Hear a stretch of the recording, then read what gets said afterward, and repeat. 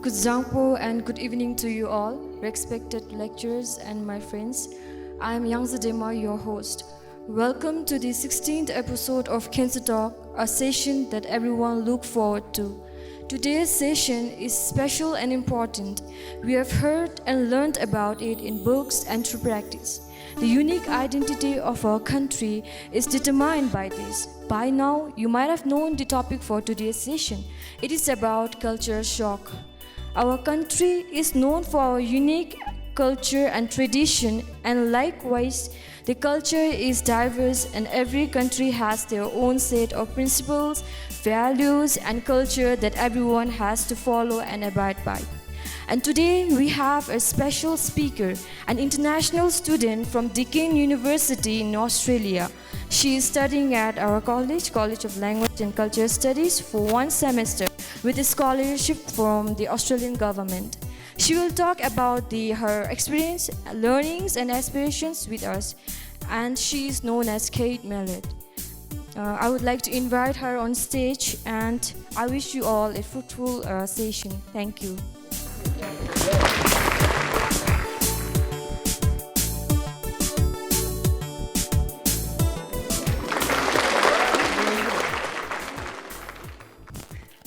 Kusuzangpala and good evening. Thank you so much for coming. I am so happy to be here tonight talking to you all. As the host mentioned, I will be talking about culture shock. But before I get started, I have 3 requests that I would like the audience to help me out with. The first is that although this is a personal talk, I will be sharing lots of my own experiences. Culture shock is probably something that you have experienced as well. So throughout my talk tonight, I would like you to think about the times that you've also experienced culture shock and try and reflect on those a little bit. The second request is I am talking about culture. I am talking about differences in culture. So sometimes you might not agree with what I say. Sometimes you might think that the culture I'm talking about from Australia is very different from yours. I'd like you to not be offended when I say something different, and we'll reflect on it together throughout the speech. The point is that I notice some differences and then try and work through them. The final request is that although I am talking about culture and although I am from Australia, my experience of Australian culture as a young, white, straight female from who is educated and comes from a happy family has a very different experience of Australian culture than many other Australians. Australia is a big, beautiful, multicultural country. So I hope that you don't take everything I say tonight as the be-all and end-all on Australian culture. Okay, let's dive in. So, first of all, who am I? Why am I here? As I've said, I am from Australia. I am an international student here, and I was lucky enough to get a scholarship from my government to study in Bhutan for 18 months. And out of that, I'll spend 1 semester here. In Australia, I study international relations and politics, and it's my first time in Bhutan. I've never been to this country before. So when I say all these things, you can see that I am from quite a different place.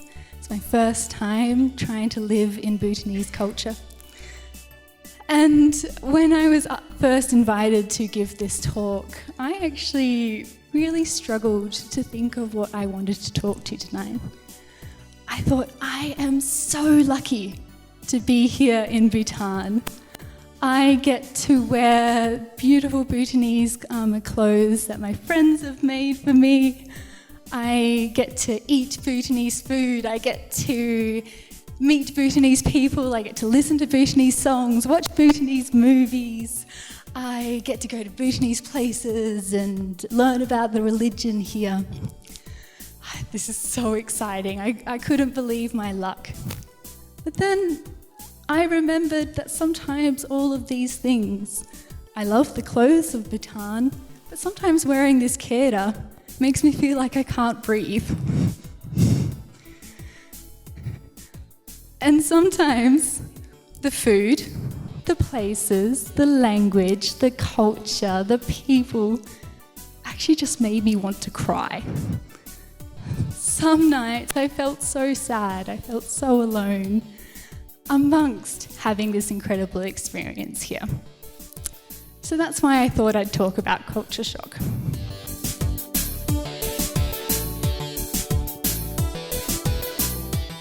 So, my topic tonight is culture shock, as you all know. But what does it mean? Some of you might never have heard this term before. So I thought I'd pull up a quick definition from the internet. And it says that culture shock is that feeling of anxiety or disorientation that a person gets when they move to a new culture for the first time. Could I get a show of hands from the audience who felt a little bit lonely or anxious or upset the first time they moved to college? Wow, no one. That's incredible.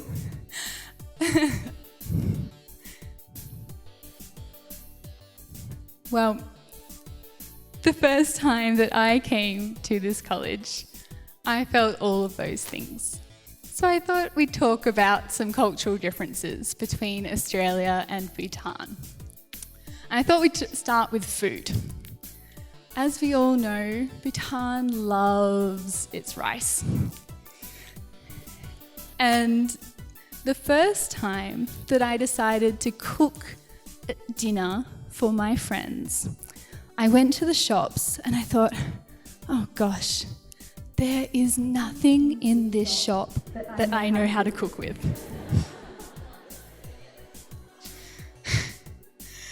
So finally, I pulled out some pasta, I pulled out some tomatoes and a bit of vegetables and thought, okay, I can do this. I can cook just some pasta, right? So I cooked this pasta for my friends and I was so excited to be able to give them some food.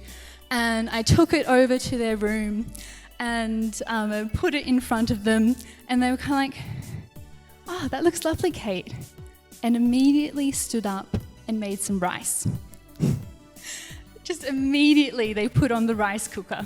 And I couldn't believe it. I thought surely pasta is enough carbohydrates for one meal. But no, not in Bhutan. In Bhutan, we need to have rice to make a meal, right? The second cultural difference I'd like to talk about is time. How late are we starting tonight? I think we're about 20 minutes late already. So in Australia, if someone tells you to arrive at 7 a.m, that means you should arrive at 6:50 because we will already have started by 7 a.m. And if you are any later than that, you've been very rude. In Bhutan,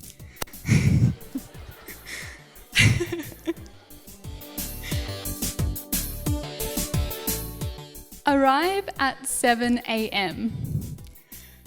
means we say that you should come at 7 a.m. because we actually expect you to arrive at about 7:30 and we probably won't begin until 8 a.m.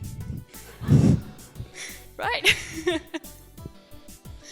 Oh gosh, I could not believe this when I first came to Bhutan. I was so shocked. And still, it makes me laugh every time it happens.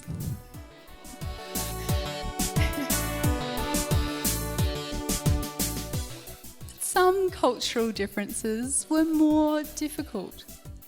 For example, I said I'm from Australia, so I live close to the Australian beach at my home. I live near the ocean. And every day after after high school finished at 3:20 in the afternoon, right?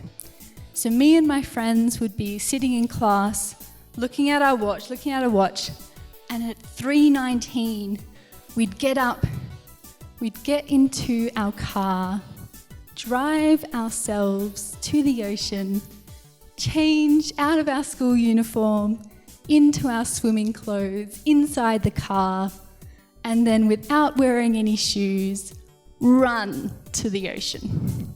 Immediately, we'd run to the ocean, we'd dive in, and this feeling of being able to leave school, drive myself to the beach, run to the ocean, dive in, and just swim, it felt like freedom to me. And in the many years, well, I say many, in the years since I've graduated from high school, going to the ocean and swimming still holds that feeling of freedom for me. I still really love to do it. Of course, I'm in Bhutan now. I think I'm about as far from the ocean as I could possibly get. And one day I was feeling sad. I can't remember what happened, but I was feeling a bit of culture shock. And I thought, wouldn't it be nice if I could just leave, I could drive to the beach, I could run across the hot sand, dive into the ocean and just be free. I could just have this sense of freedom. I was like, no, but I can't do that right now. I'm in Bhutan. But then the next day, I thought, it would make me so happy if I could drive to the beach, run to the ocean and just have a swim. And then the next day, I thought, I don't know if I can be happy unless I could drive to the beach, run to the ocean and have a swim. And soon in my head, it felt like there was no way I could make myself feel better again without this habit that I had from Australia, which was impossible to do here. So sometimes those sort of habits that you that are not possible when you move to a different country can become really difficult. Another one I thought I'd tell you about before we move on to the next stage of the talk is the treatment of elders in a society. Now, elders means just anyone older than you. So in this college, it would be all of our fantastic tutors or anyone in a position of power. Now, Australians hate people with power. We are really, really bad at showing respect to older people. And I was thinking about this the other day and thought, moving to Bhutan was the first time in my life that I ever said sir. Except maybe as a joke. Maybe like I would be relaxing in my room and my sister would come to me and she would want me to get up and make her food and I would say, yes, sir, and then stay in bed and not do anything. That would be the only time that I would say sir in my life. So when I came to Bhutan and I think the first time I ever met a teacher at the college, I walked straight up, I put my hand out and just waited. And the teacher didn't do anything. And I was like, okay. And then I started introducing myself. I started being really talkative. I was telling this teacher all about myself. And he was kind of like, oh, yes, yes. And meanwhile, my friends were standing back and they were being very polite. They were bowing their heads. They were waiting until the teacher asked them a question rather than like me and just word vomiting about myself. So it's a very different experience of dealing with elders here. And I find that I still make a fool of myself most times that I talk to a teacher.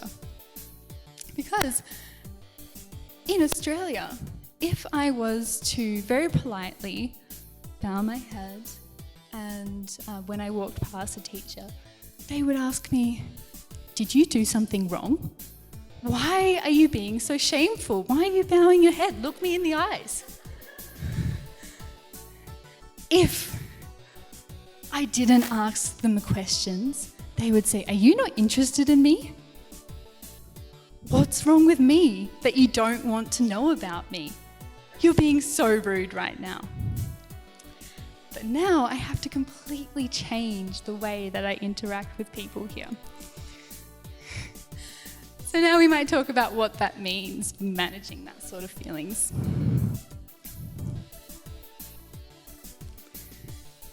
Okay.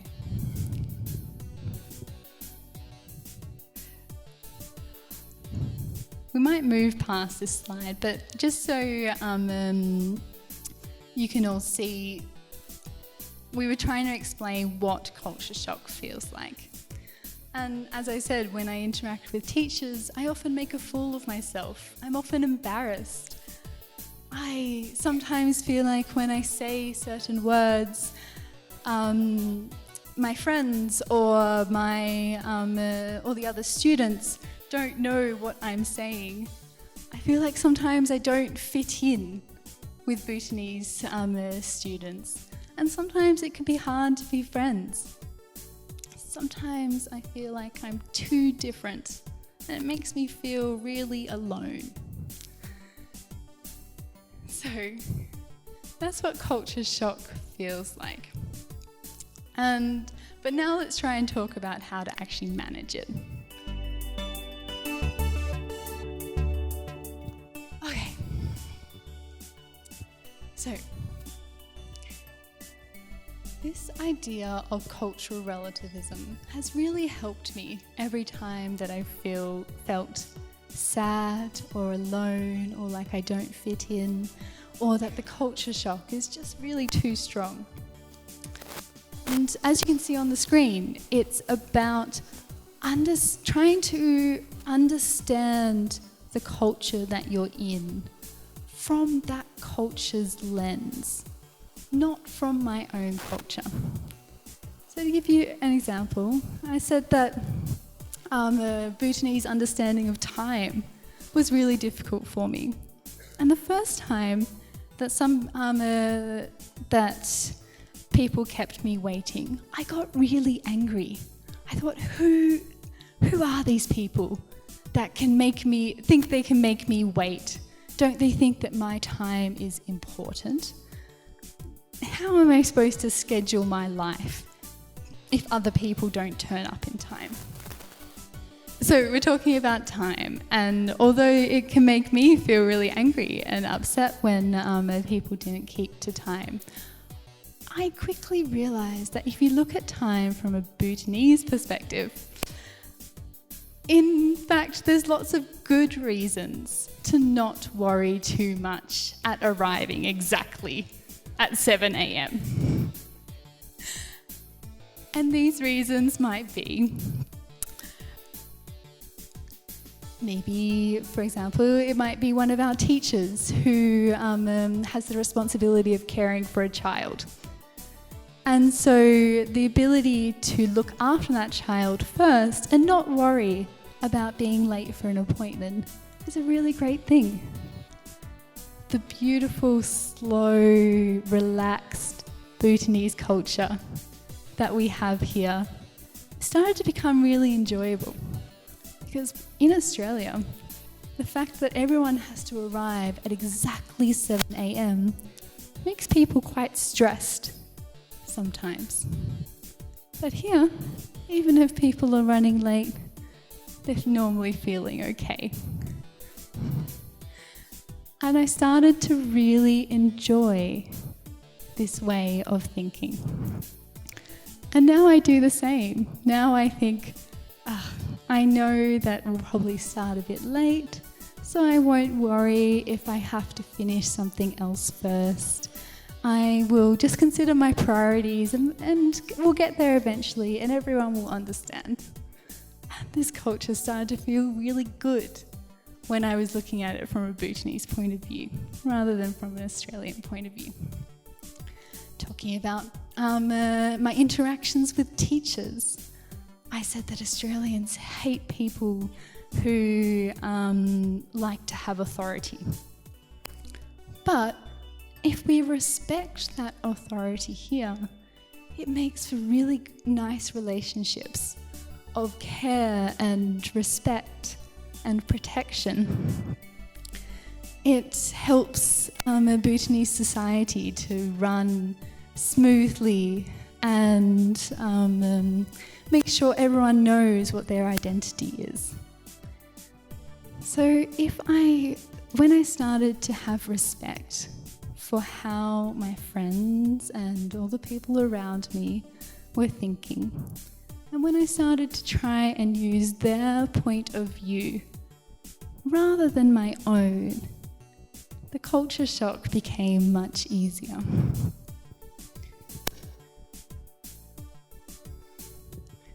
So I said at the start that I'd love you all to reflect on culture shock because I expect it's something that lots of you have experienced before. And you might experience it again in the future. I know lots of Bhutanese are leaving to other countries. I would recommend staying here, but if you do want to leave, then you will probably experience culture shock yourself. But even inside Bhutan, Bhutan is this incredible multicultural society. And so even when you move between the regions, you might experience culture shock. If you have to move to the city to get a job, you might find that it's a very different culture there. So I thought I'd share some of the things that made it easier for me so that you can also use these when you go out into your life. So the first one is keeping an open mind. I said that when I started to think from the other point of view, it really helped me to understand. It really helped me to understand the reasons behind the culture. But I couldn't have had that understanding without an open mind. For example, I'm an atheist. I don't have a religion. But and lots of Australians who don't have a religion tend to think that people who do believe in religion are maybe sometimes they think that they aren't as intelligent because they're not using science as much. But in fact, Buddhism is such an important part of Bhutanese life here, and it is really essential to the Bhutanese identity. And there is lots of proof of the times that Buddhism and the workings of our gurus and local beliefs such as black magic. There's plenty of proof here. So if I was just to use my Western view and say that people who believe in religion aren't as intelligent, which I don't believe that, but if I was to use that, I would miss so many fantastic conversations about religion and culture and Bhutanese identity here. The second is ask questions.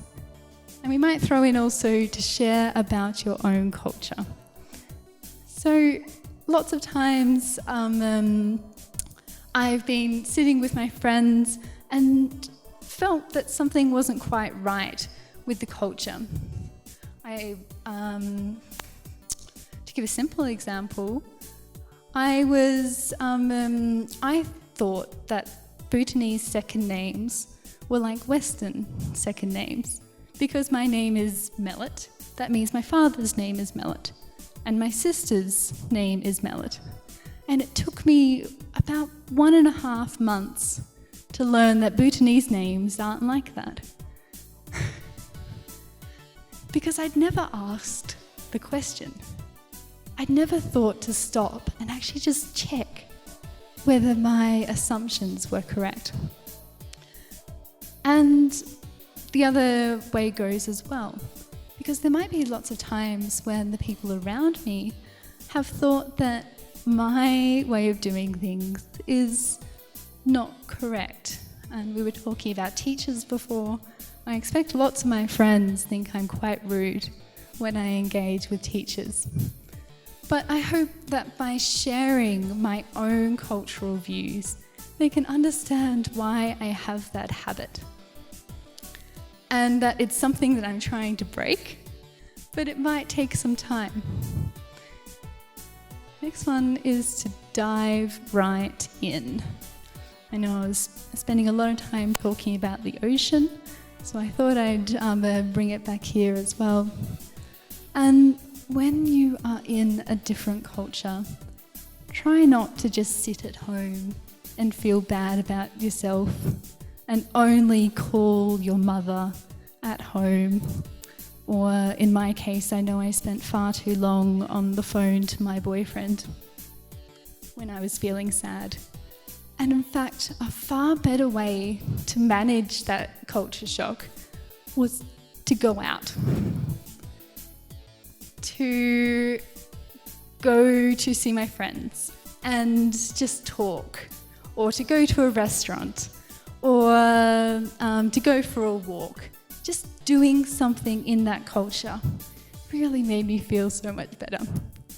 And I know a lot of you see me out by myself occasionally, and it probably looks a bit weird, but it actually really helps me to just leave my room and be amongst you all. And it makes the culture shock feel a lot better. And last, remember that you are not alone. I've spent the last 20 minutes or so talking about how I experience culture shock. There is I think my third slide had a definition of culture shock. So it's a very well-researched and very common experience that people have. So when you go to other countries or you go to other places, just remember that you're not the first person to feel alone or sad. I've felt it, and lots of other people around the world have felt it too. So before I was going to open it up for discussion. Now, this is a very Australian thing to do, is to ask students to engage with the speaker. And if there are any BHS students in here that I've taught so far, you'll know that I far too often ask for your input. So we can do that if you want. I'd love to hear from some of your questions. But before that, I'd just like to say thank you. Thank you for welcoming me to your college. Thank you for forgiving me when I make cultural mistakes, because I know I have many, many, many, many times. And thank you for teaching me how to be a better cultural citizen of this country. I am so grateful and I'm so happy to be here.